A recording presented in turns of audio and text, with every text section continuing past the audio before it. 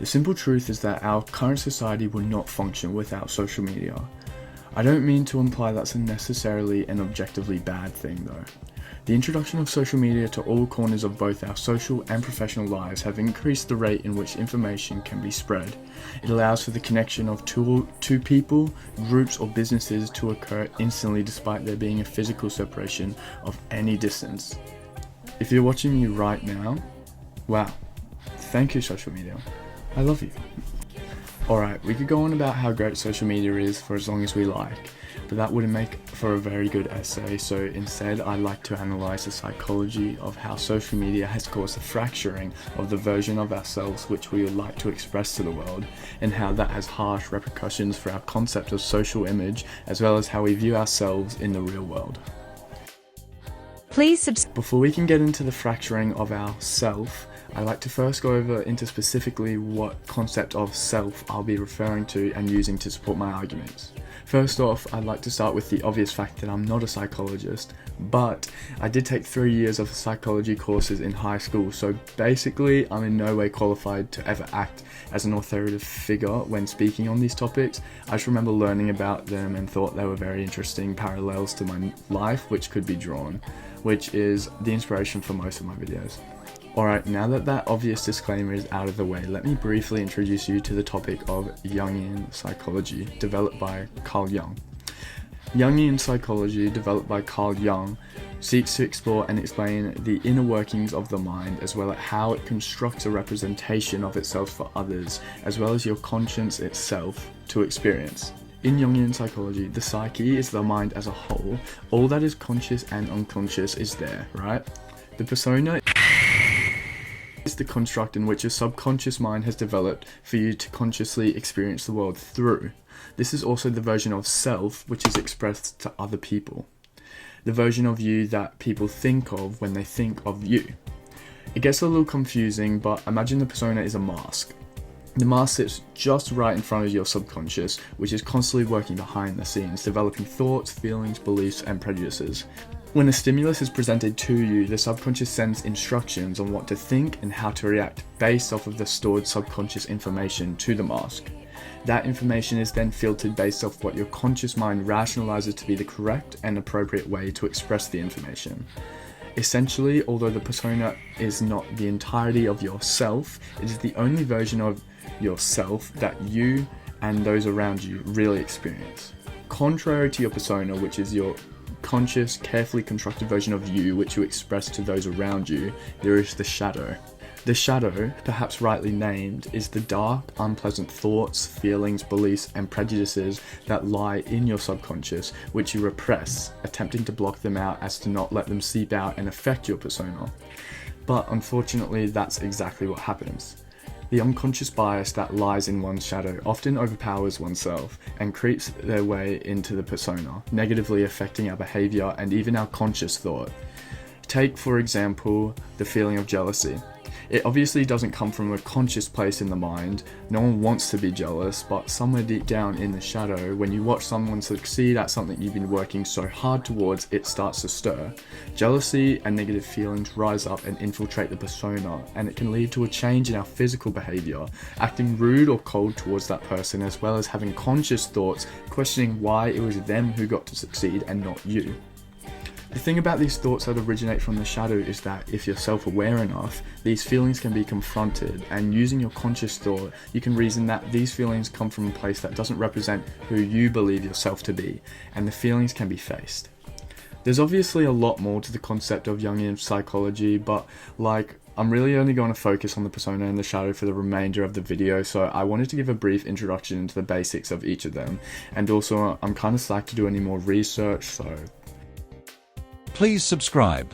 Alright, so we've got the psyche, the entire self, which is then split up into the parts which we wish to express and experience, the persona, think a mask, and the subconscious thoughts that we repress, the shadow, think shadow, and also a bunch of other stuff that's probably not important since I'm not mentioning it. I started this video talking about social media and how great it has been for the betterment of society as a whole, but I believe that using the concept of Jungian psychology, I can analyse the potential harmful impacts of having multiple different social medias on the expression of one's true self. The average person regularly uses 6 to 7 social media platforms each month. The process of creating a social media account is simple, right? You sign up with a username and a password, you usually friend a bunch of people that you know, then you curate a post designed to influence others to think of you in a particular way. That sounds familiar, no? Manufacturing our behaviour based off of what we deem as appropriate based off the current environment that we're in for others to see and build their own perception of us. Yes, this is definitely our persona. However, what I find interesting is that instead of our actual persona, which is directly piloted by our subconscious mind, the persona which we create on each social media platform is directly piloted by us. In that way, we are playing the role of the subconscious if the traditional archetype of Jungian psychology is to be followed.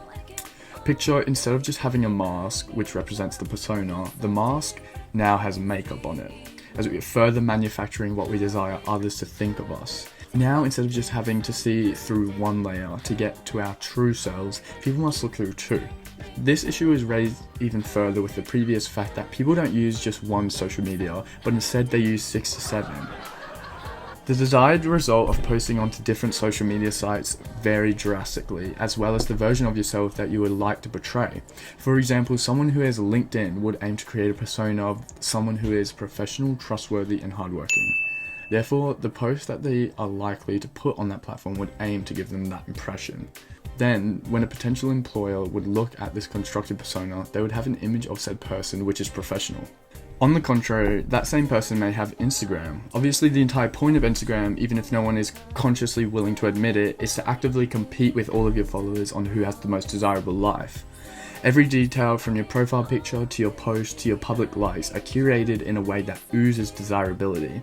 Therefore, if someone were to come across this constructed persona of this person, they would get the impression that your life is completely in order and full of absolute highs. Onto Twitter, perhaps this person feels as if Twitter is the platform that they can truly express their political ideas without the need to sugarcoat them or alter them in a way which their persona would most likely encourage in any other environment. Perhaps their account is anonymous, or so they think.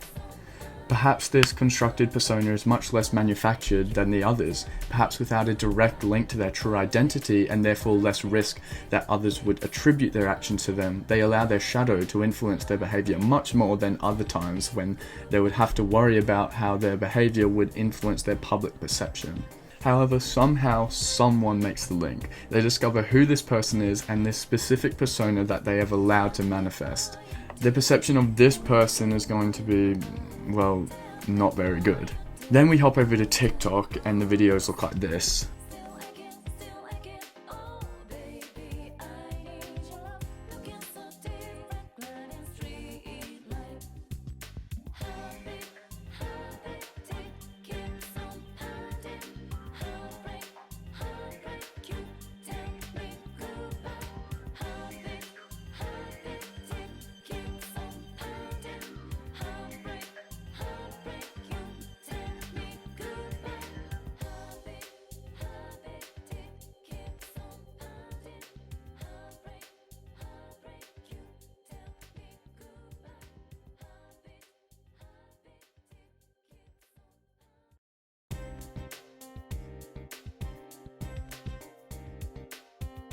And YouTube.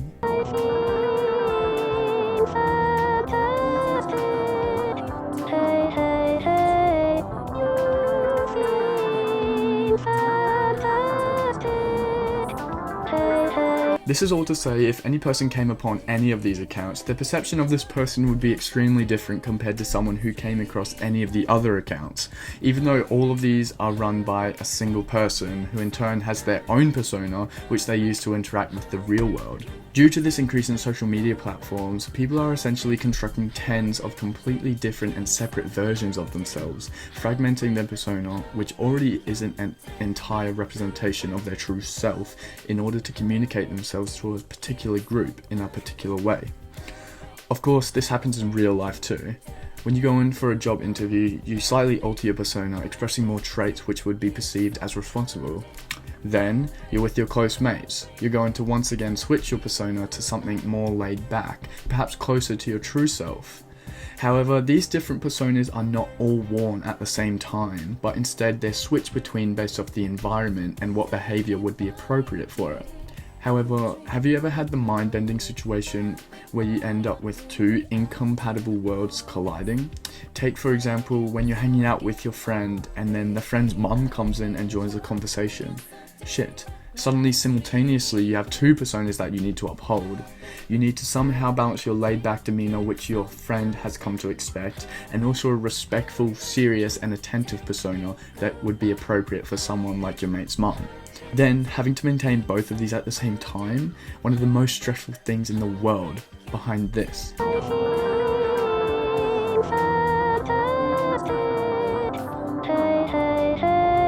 The same logic can be applied to multiple simultaneous personas that must be maintained while operating a multitude of social medias. Although the argument can be made that one does not use all social medias at the same time, the simple fact that all the personas are up on the internet, able to be perceived at all time, still stands.